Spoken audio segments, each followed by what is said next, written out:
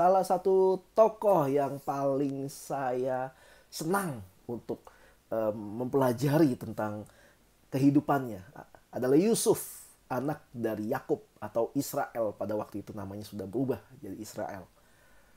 Kenapa saya menyukai kisah Yusuf ini? Karena menarik gitu loh. Dengan ya kita abaikan dulu deh yang tentang mimpi-mimpinya itu, yang sampai dia terlalu kegampangan menceritakan mimpinya dan membuat saudara sakit hati. Ya saudara juga aneh sih, kok sakit hati hanya karena adiknya ceritain tentang mimpi gitu. Mimpi loh gitu ya. Tapi terlepas dari itu semua, hal-hal buruk yang Yusuf alami untuk mencapai mimpinya, dari dibuang saudaranya, dijual saudaranya ke ke ya entahlah jadi budak, lalu sebagai budak dia dijual lagi ke bapak Potifar, lalu digodain sama ibu Potifar, difitnah sama ibu Potifar juga, masuk penjara. Di penjara dia disenangi sama kepala penjara. Tapi kalian boleh cek dalam Alkitab, kapan Yusuf dalam keadaan yang tidak adil itu, dalam keadaan yang tidak enak itu, dia akhirnya menyangkal Tuhan. Kapan ditulis Yusuf akhirnya bilang Tuhan jahat, karena katanya eh, matahari, bulan, dan 11 bintang akan menyembah kepada aku. Tapi kenapa gue malah dijual? Kenapa gue malah jadi budak? Nggak pernah. Justru ditulis gini, kemanapun Yusuf dibuang, dia selalu jadi kesenangan dari orang yang membeli dia. Jadi budaknya Potifar, dia disenangi Potifar. Dibuang ke penjara, dia disenangi oleh kepala penjara. Lalu ketemu Firaun, jadi kesenangannya Firaun, sampai jadi tangan kanannya Firaun, jadi orang kedua yang paling berkuasa di Mesir. Nah, yang saya mau bahas adalah ketika dalam penjara dia bertemu dengan juru makan dan juru minum. Mereka gelisah karena mendapatkan mimpi yang mereka nggak ngerti apa artinya. Dan akhirnya ketika Yusuf mengartikan mimpi mereka, ada satu kisah. Yusuf bilang gini, ada satu bagian dari kisah itu Yusuf bilang gini. Nanti ketika dia ngomong sama juru minuman sih, dia ngomong sama juru minum, nanti ketika lu dibebasin, ingat gue ya, ingat gue dong, biar gue dibebasin.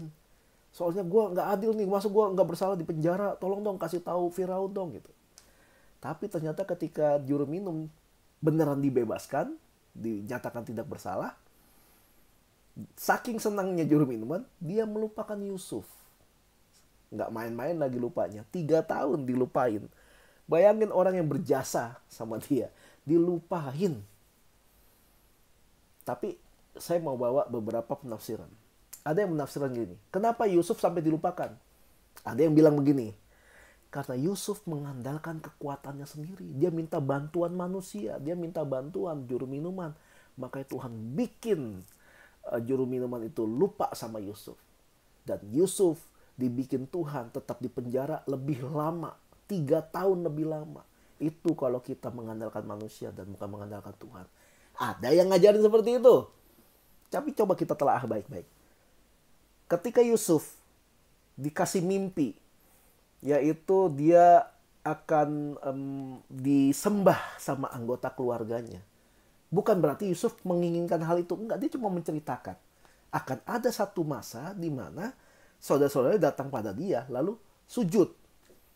Tapi kan selesai. Tapi nggak pernah dikasih tahu kenapa saudara-saudaranya sampai sujud.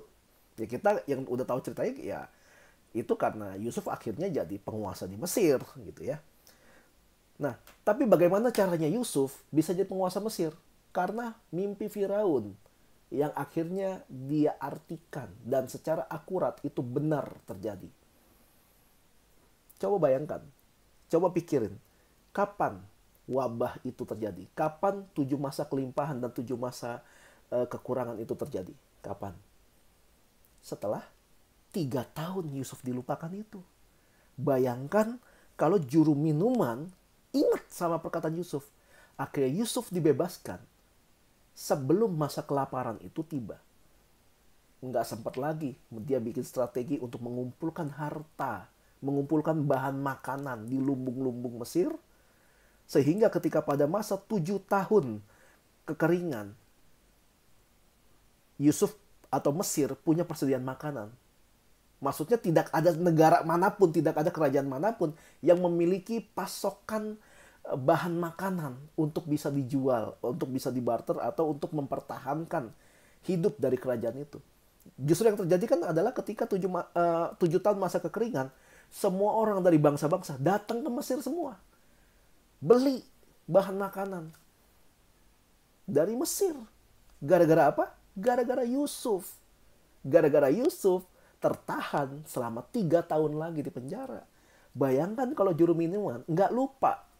Akhirnya Yusuf pulang ke Israel, ke tanah di mana orang tuanya ada.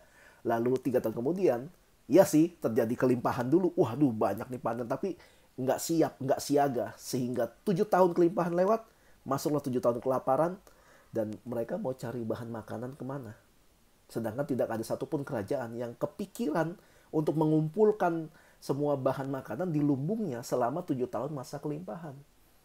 Nah inilah sisi lain dari kisah kenapa Yusuf sampai dilupakan selama 3 tahun di penjara. Bukan karena dia mengandalkan kekuatannya sendiri, enggak. Tapi ada kairos. Ada waktu Tuhan. Tuhan tahu akan terjadi 7 tahun masa kelimpahan, 7 tahun masa kekeringan. Tuhan memakai Firaun lewat mimpi. Ngasih kode kepada Yusuf yang ada di penjara. Lewat penghubung yang namanya juru minuman. Karena juru minuman sudah melihat sendiri, merasakan sendiri kemampuan menafsirkan mimpi yang akurat dari seorang Yusuf.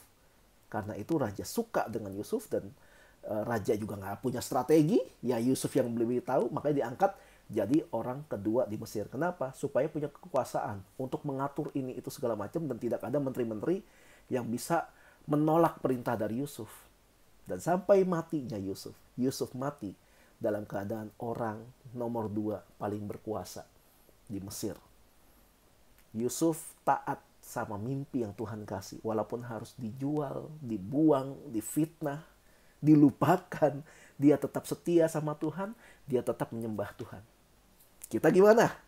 Udah berapa kali kita dihianati? Berapa kali kita dilupakan orang yang pernah kita baikin? Berapa kali kita pernah dibuang sama teman kita sendiri.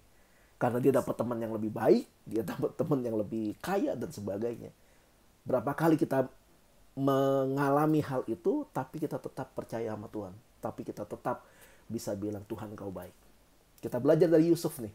Walaupun dia mengalami hal jelek itu, hal-hal yang gak enak semuanya itu, tapi dia tetap setia sama Tuhan. Bahkan pada akhirnya Tuhan angkat dia jadi orang yang penuh kuasa, penuh hormat, sampai matinya. Mau gak kita kayak gitu? Taat dulu, tapi biarin jadi bahan perenungan kita malam ini.